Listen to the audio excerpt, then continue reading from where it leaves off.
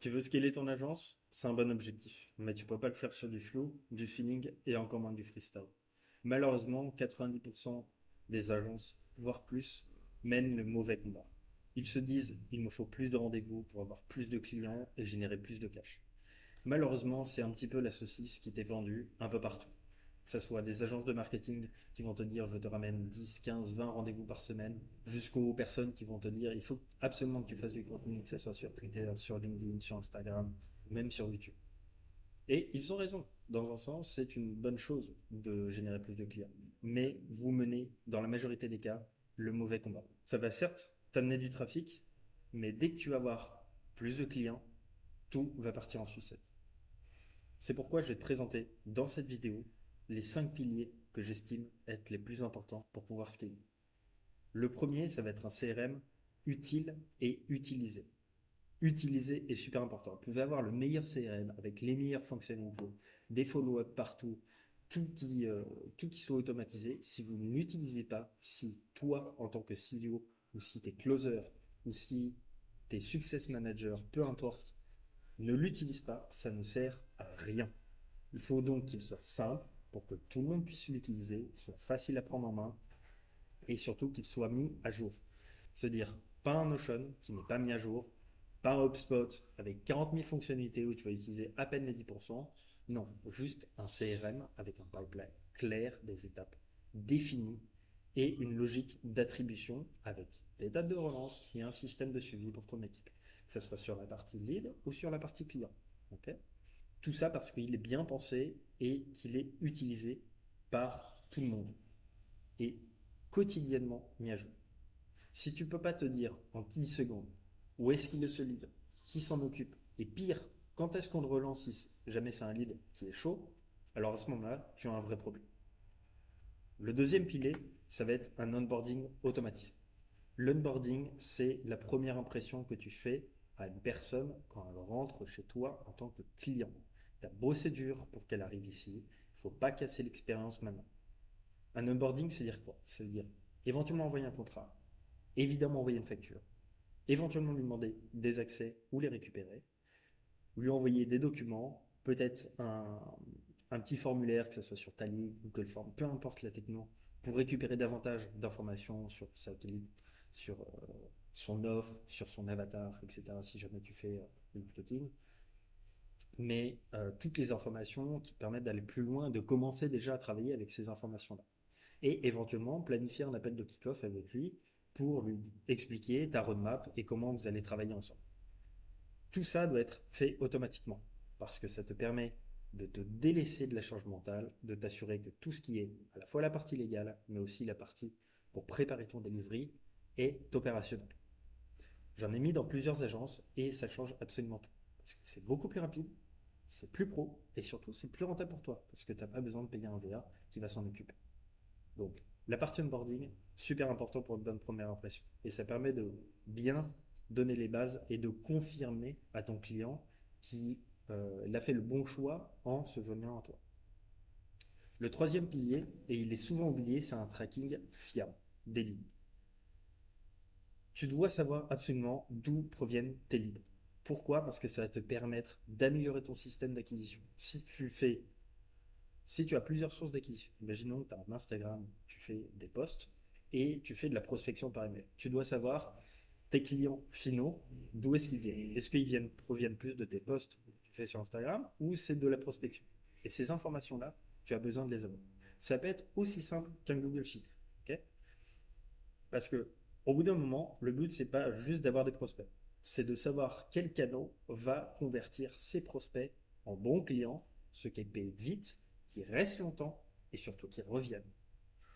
Si tu peux relier un closing à une source d'acquisition claire, alors tu es en train d'avancer dans la bonne direction, ce qui te permet de mettre le paquet sur la même source. Le quatrième pilier, ça va être un dashboard de pilotage. Qu'est-ce que j'entends par un dashboard de pilotage? C'est te permettre d'avoir une vision d'ensemble sur ton business. C'est pas 50 000 KPI, ok, tu as juste besoin des bons indicateurs au bon endroit et visibles en deux-trois clics. Que ce soit pour ton pipeline, pour ton CA, pour éventuellement tes campagnes si tu fais du marketing, ton taux de closing, le cash que tu collectes, upfront et éventuellement l'activité de ton équipe. J'en ai créé plus d'une dizaine. À certains stades, tu as besoin d'un dashboard spécifique par vertical, par exemple sur ton closing, sur ton acquisition, donc avec le marketing, sur éventuellement ton delivery. Mais à l'initial, tu as au moins besoin d'un simple Google Sheet qui te dise, OK, d'où proviennent mes leads, qui paye bien, et combien de cash je collecte, et quel est ce qu'on appelle le forecast, donc quelle est ma prévision financière sur les mois à venir. La cinquième partie, et celle-ci, je vous assure, elle est toujours oubliée parce que tout le monde pense qu'il faut avoir toujours plus de leads, toujours plus de clients. Et je vous assure, ce n'est pas du tout la bonne méthode. C'est bien pour démarrer, mais si vous voulez vraiment passer au stade supérieur, vous avez besoin de capitaliser sur ce cinquième pilier. Ce cinquième, c'est un process de delivery clair. Qu'est-ce que ça veut dire? C'est à partir du moment où j'ai un nouveau client, qu'est-ce qu'on fait? Avec quel outil? Dans quel ordre? Qui doit s'assurer de délivrer tel service ou telle tâche, etc. Et quand est-ce qu'on peut catégoriser le projet comme terminé? Pourquoi? Parce que si tu n'as pas ces étapes claires, ça veut dire que ton delivery est en freestyle total. Si ton delivery est en freestyle total, ça veut dire que tu es en improvisation, tu ne sais pas vraiment ce que tu fais, ça peut changer de client en client, le client il arrive, il ne sait pas dans quel cadre il est, il ne sait pas ce qu'il va voir à la fin.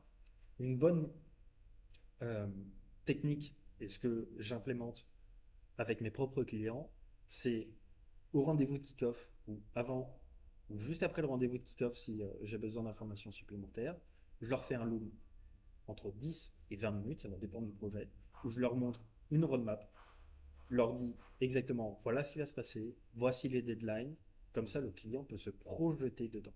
Et en plus de pouvoir se projeter, ça le rassure sur le fait qu'il ait pris la bonne décision de travailler avec moi, et surtout ça permet de poser un cap. Parce que qu'est-ce qui se passe si vous n'avez pas de process de delivery clair? Le client pourrait dire ah oui, mais je voudrais rajouter ça au dernier moment. Ok.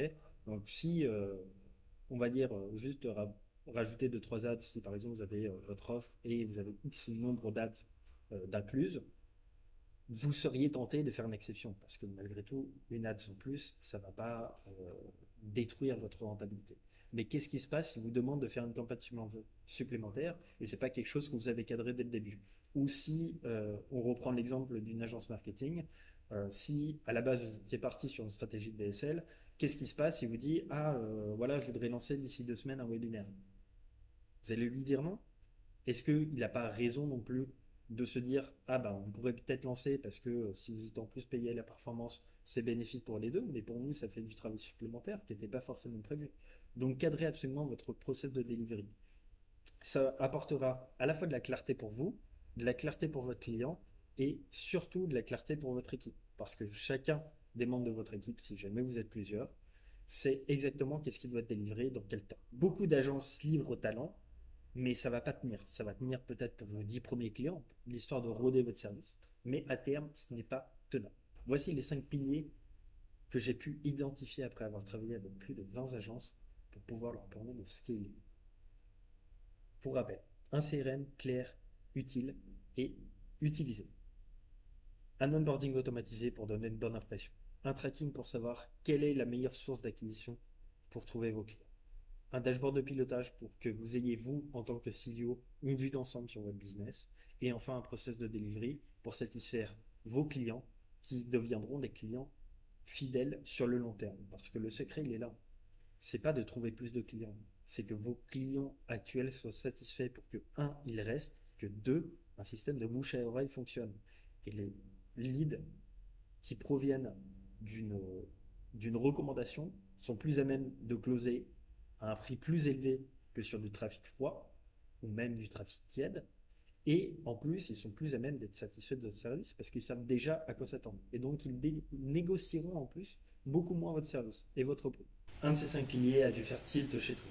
Si c'est le cas, prends rendez-vous avec moi avec le lien en description et en premier commentaire épinglé pour que je puisse faire un audit et t'aider à trouver les solutions à implémenter dans ton agence pour te permettre de scaler. On se retrouve dans les prochaines vidéos pour aller voir en détail chacun de ces piliers. Ciao!